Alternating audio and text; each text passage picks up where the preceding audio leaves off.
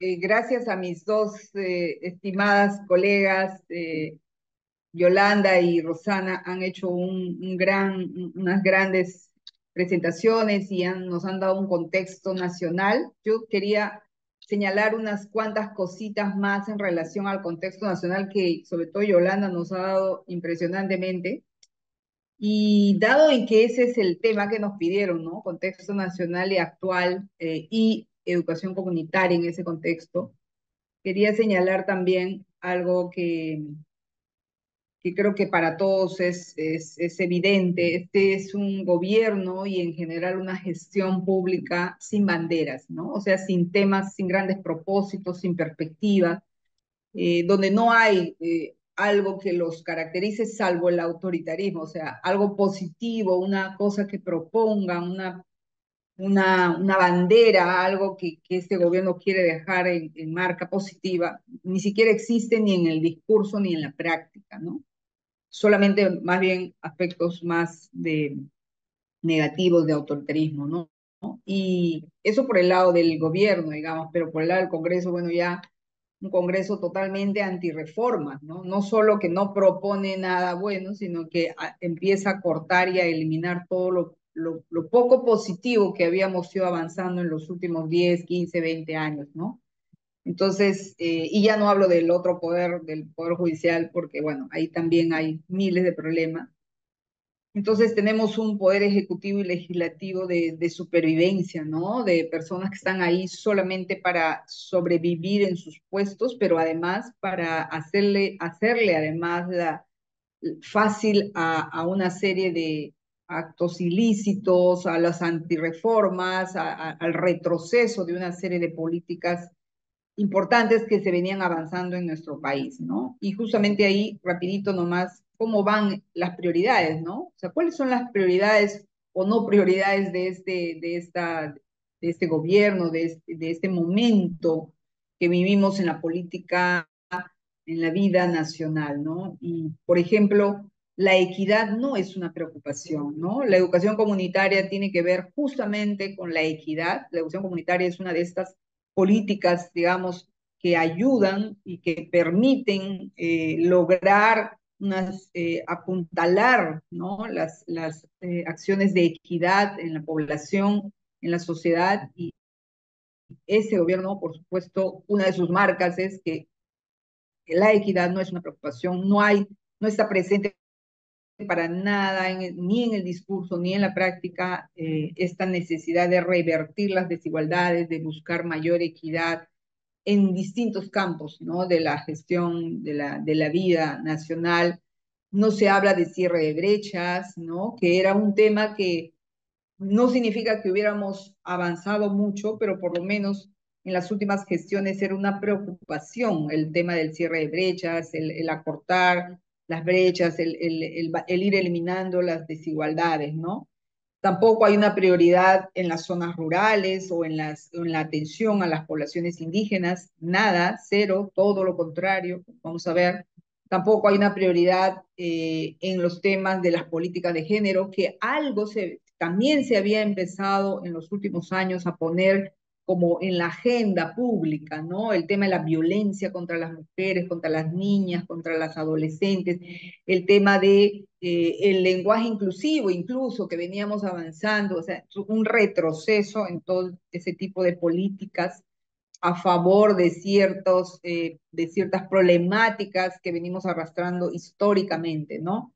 Igualmente, no hay una priorización tampoco en los niños, niñas que han quedado en abandono, o los que han desertado en la época de la pandemia, que han sido expulsados del sistema educativo, o los que están en riesgo de abandono, los que no acceden, que es una población altísima en el Perú, ¿no? Que no logran terminar la primaria, la secundaria, lo que conocemos como la educación básica alternativa, que no logra pues ni llegar ni al 10% de la población que debe atender, ¿no? Entonces, no son aspectos que estén en la preocupación, porque en realidad esos son aspectos que son un problema no de ahora, son problemas históricos en nuestro país, pero que en los últimos años por lo menos estaban en las voluntades, ¿no? En cierta preocupación de las gestiones, de buscar ir avanzando en esas políticas, en esas respuestas, con variantes, con cuestionamientos, con debates, pero estaban en la agenda y hoy en día no hay nada de eso. La población LGTBI, que también ha ido avanzando en algunas cositas, ahora cero, ¿no? Y obviamente en general la población en extrema pobreza, que no es tampoco una preocupación.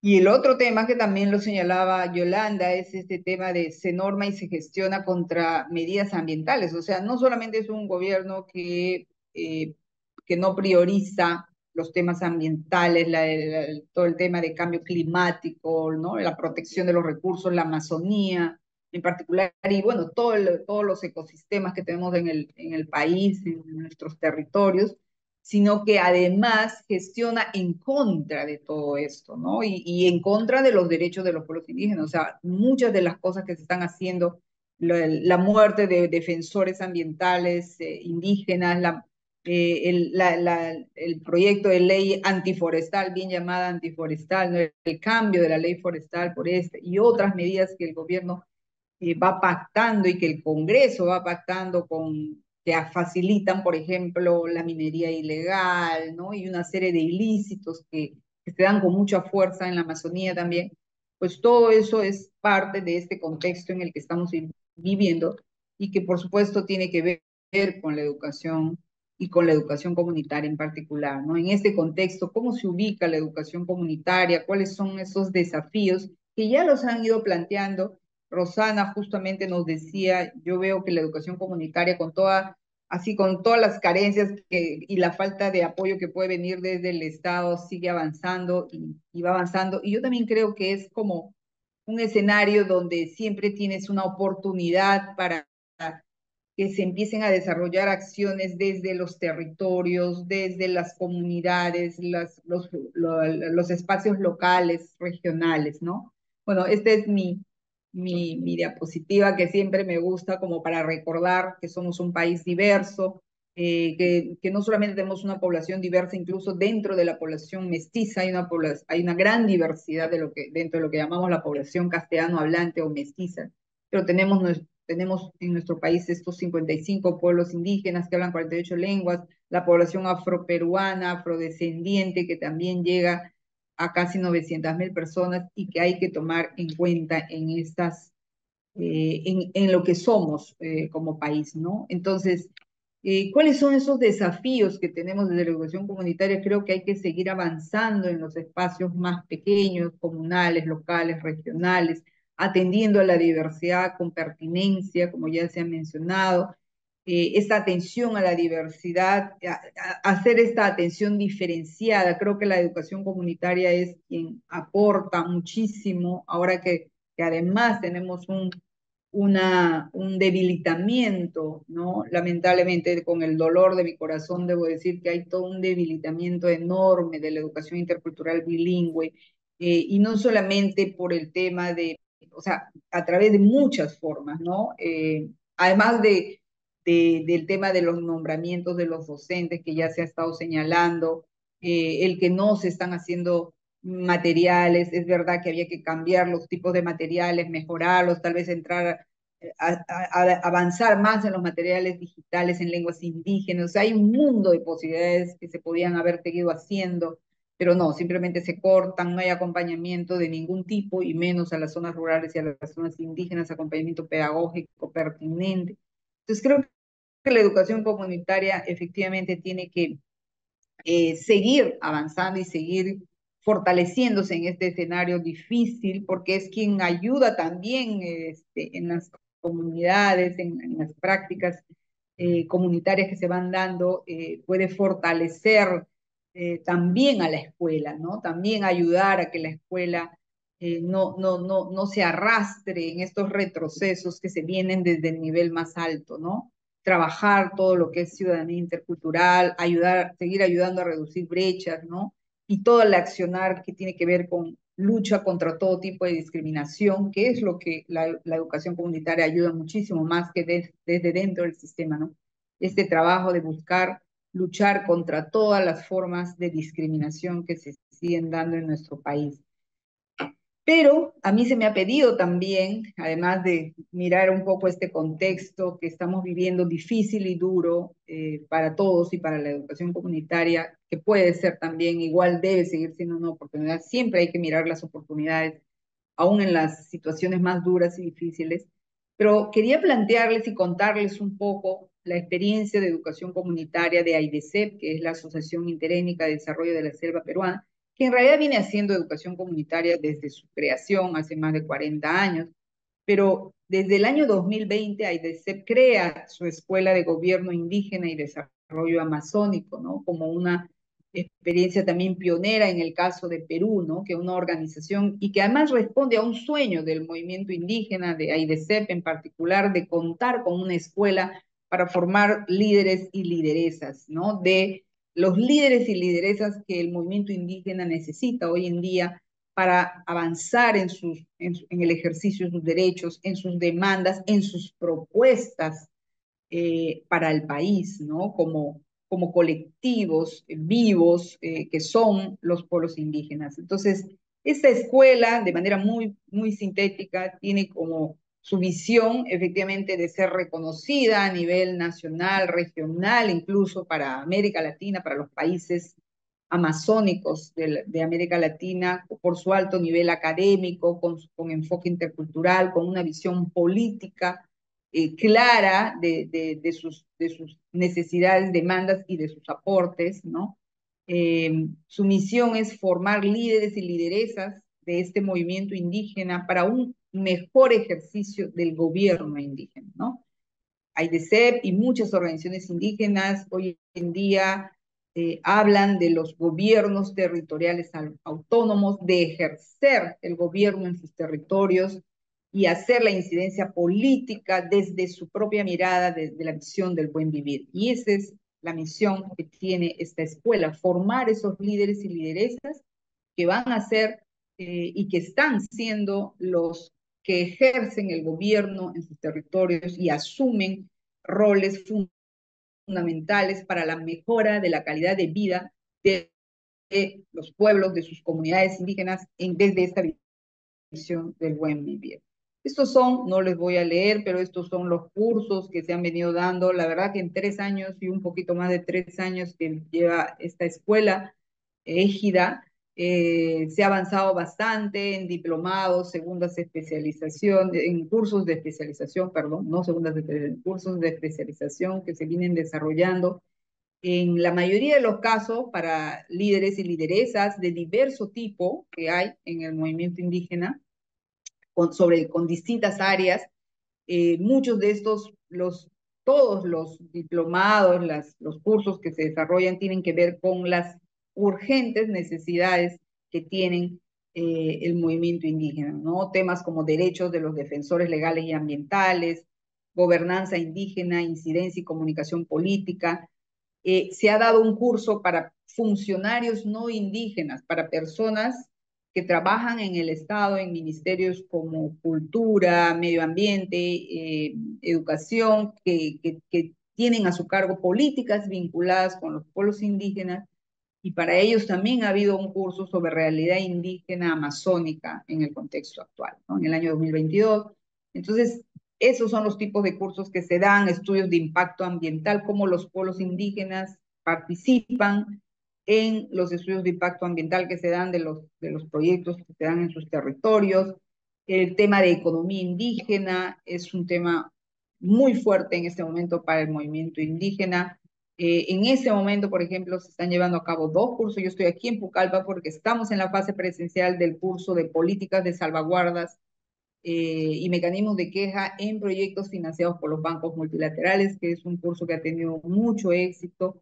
Y en ese momento también están en su clase virtual el curso de diseño de proyectos inmersos en soluciones basadas en la naturaleza. Esos son los tipos de cursos que se van dando. También vamos a tener de Intercultural y EIB, que es un pedido siempre de las organizaciones. ¿Qué es lo innovador de esta escuela de líderes y lideresas de AIDC? Bueno, se da una formación que justamente parte de las necesidades precisas, concretas del movimiento indígena, ¿no? Son como decía el Apu Jorge Pérez, presidente de AIDESEP, son pastillitas que nosotros, que en ningún lugar nos van a formar en esas cosas específicas, ni yendo a una universidad, a un instituto, sino que aquí en Égida se brinda la formación que necesitamos sobre diversos temas, pastillas del saber, del conocimiento, que además articula la visión de los pueblos indígenas sobre esas temáticas, cómo lo vemos, cómo vemos esos temas y qué cosas nos aportan la ciencia, la tecnología, la modernidad sobre esos aspectos y que nos puedan ayudar a vivir bien, a vivir mejor en la perspectiva indígena, ¿no? Los participantes son seleccionados por las autoridades comunales y los líderes de las organizaciones indígenas en base a un perfil. Hay pequeñas diferencias, digamos, en los perfiles dependiendo del curso y la temática. No tenemos límites de edad ni de estudios. Pueden estudiar líderes, lideresas que solo tienen primaria, que no han terminado la secundaria o que ya están estudiando en la universidad. Hay una variedad de situaciones, de perfiles en ese sentido. Buscamos paridad de género, tratamos de que cada vez que entra un grupo a un curso sean mitad mujeres, mitad varones, no siempre se ha logrado, pero vamos avanzando y en promedio es 60% o 55%, en los últimos cursos 55% de varones y 45% de mujeres, o sea, vamos llegando, ¿no?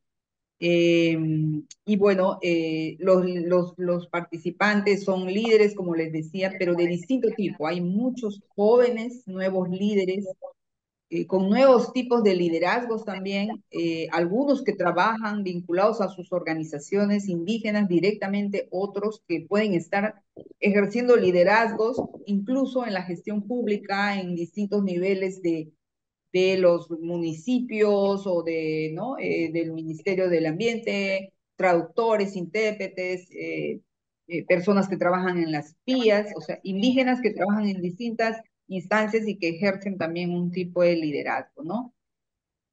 Lo que busca Égida es consolidar, ¿no? Ciertos perfiles de líderes y lideresas indígenas que se identifiquen, por ejemplo, como indígenas y que reconozcan sus derechos individuales y colectivos, personas, hombres y mujeres indígenas que demuestran una autoestima positiva, que actúan movidos por valores éticos y democráticos, con una elevada conciencia del entorno en el que viven, el tema del territorio, el tema de la fragilidad de la Amazonía, de conocer cómo funciona la Amazonía, el bosque en pie y no necesariamente grandes territorios para sembrar y hacer agricultura, toda esta lógica distinta que es la Amazonía, es lo que se busca formar aquí, líderes y lideresas con herramientas y conocimientos técnicos y políticos que les permitan enfrentar los problemas actuales que viven en sus comunidades y también que puedan tomar decisiones consensuadas con sus,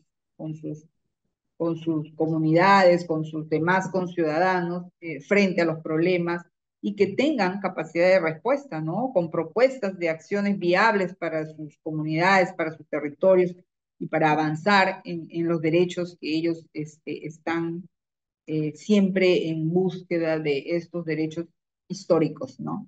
Se ha avanzado bastante, como les decía, en esta escuela, se cuenta con este espacio de formación que cada vez se va consolidando, se va institucionalizando. Ya se han llevado a cabo 2 diplomados, 7 cursos de especialización hasta el diciembre del año pasado. En ese momento hay 2 cursos nuevos y se vienen como 4 o 5 más este 2024. Hay 182 egresados de Égida, con quienes además estamos formando una red de egresados en el marco de un programa de seguimiento a egresados, porque AIDESEP quiere mantener su vínculo, obviamente, con todos estos jóvenes, hombres, mujeres, líderes, lideresas de distintas edades, pero la verdad que la mayoría son relativamente jóvenes o de mediana edad y algunos mayores, con quienes tiene que seguir trabajando y respondiendo a las demandas y a las luchas concretas que tienen en sus territorios, ¿no? Y finalmente decirles que, bueno, certificamos los cursos que tenemos con la Universidad Intercultural de la Amazonía Peruana, la UNIA, por el momento es con la UNIA y va a seguir siendo con la UNIA, pero la idea es que con otras universidades también vamos a buscar certificación, hacer convenios. Y la escuela Égida ha sido reconocida además como una institución que brinde educación comunitaria. Esto lo hemos logrado con la Dirección Regional de Educación de Ucayali, ya que aquí, no porque los estudiantes sean solo de Ucayali, no, son de toda la Amazonía, ¿no? AIDESEP trabaja en toda la Amazonía, pero ha sido la DRE Ucayali quien nos ha dado este reconocimiento, y dado que aquí también está la Universidad Intercultural, que es la que certifica, ¿no? Finalmente, solo mencionar que la educación comunitaria es un espacio de posibilidades infinitas. Podemos hacer de muchas formas de educación comunitaria, pero hay que seguir construyendo el país y las comunidades que queremos, ¿no? Donde todos vayamos logrando esa vida plena, construyendo nuestros proyectos de vida personales y los planes de vida de nuestras comunidades, aportando, ayudando a esa construcción. Muchas gracias.